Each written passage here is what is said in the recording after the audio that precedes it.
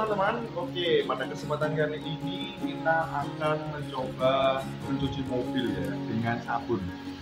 Sabun hujan. Nah, kita mumpung hujan teman-teman, kita akan mencoba untuk mencuci mobil apakah benar-benar berfungsi atau tidak ya. Langsung saja, ini kontennya gabut karena nggak ada kerjaan, makanya itu tolong kasih kerjaan saya ya. Kalau ada kerjaan mohon dibuat. Ini akan saya ubah di kamera depan terlebih dahulu. Apakah prosesnya seperti apa? Ini langsung di kamera depan aja ya.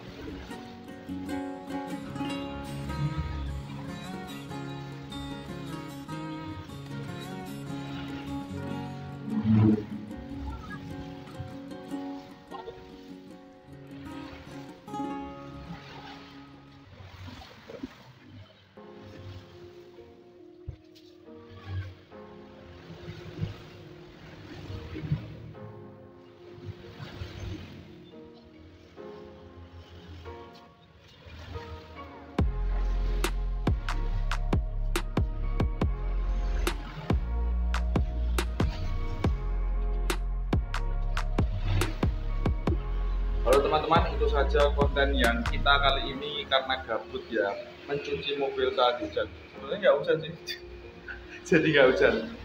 Semuanya sampai jumpa di konten berikutnya. Dadah.